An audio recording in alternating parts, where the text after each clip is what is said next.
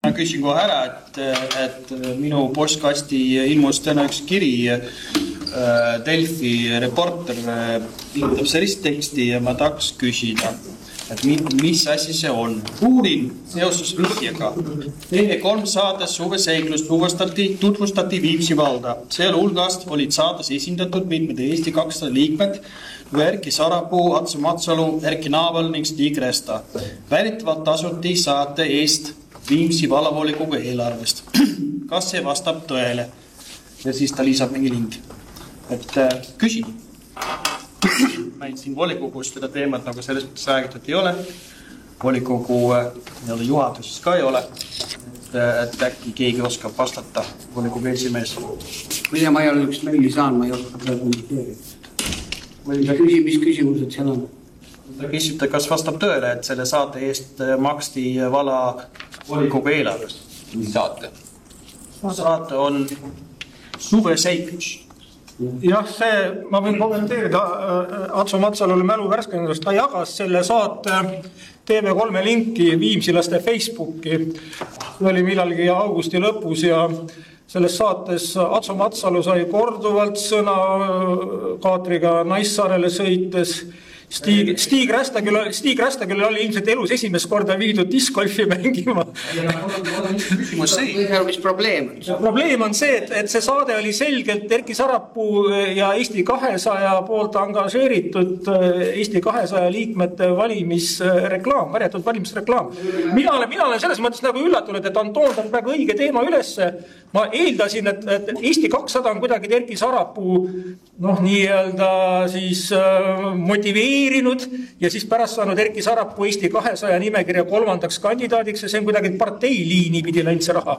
Nüüd on täiesti šokeeriv info, mis tuleb Anton von Rentsilt ja suur tänu talle selle eest, et see raha on tulnud valla volikogu, kuidas see oli? Anton, kuidas see oli? Valla volikogu eelarvest või? Ja, siin väidetakse, mina küsin nüüd. See on skandaalne. See on makstud kogu eelarvest. Üks kommentaari.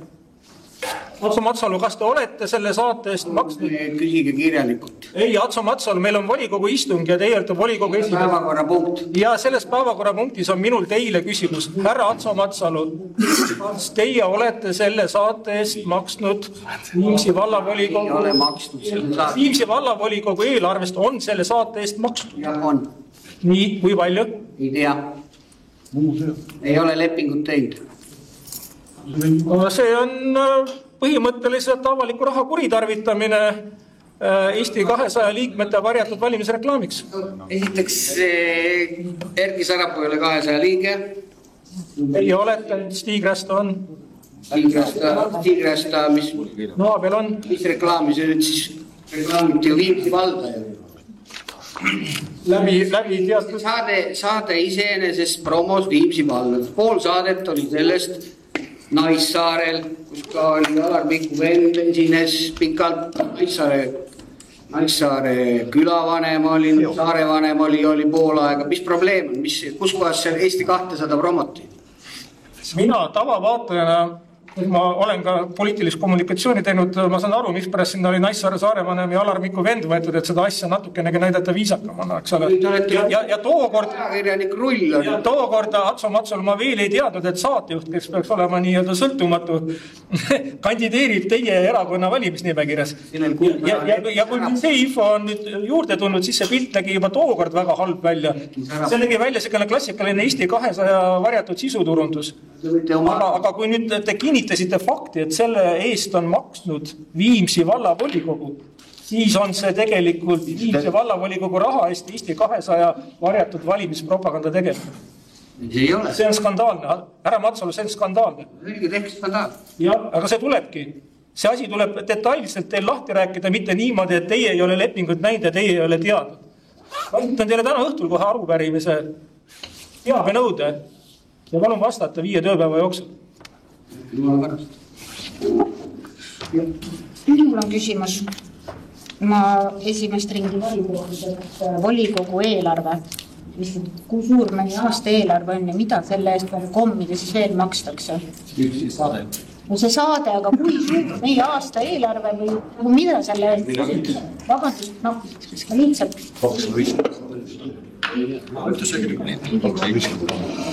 välja juurde seda 250 000. 150 on aasta eelarve. Liina, sa oskad võib-olla ütelda, kui palju see saate maksma läks? Saade maksis 3500 eurot. Kas seda saaks ikka teised volikogu liikmed oma mingite saadete? No tegelikult volikogu eelarvet kamandab volikogu esimees ja kui tuleb mingid ettepanekuid, meil on read erinevate asjade jaoks ja näiteks saadet ei ole keelatud teha. Aga kui meil on valimisliidu...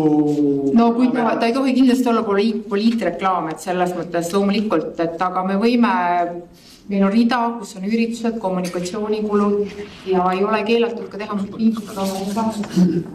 Korra veel küsin.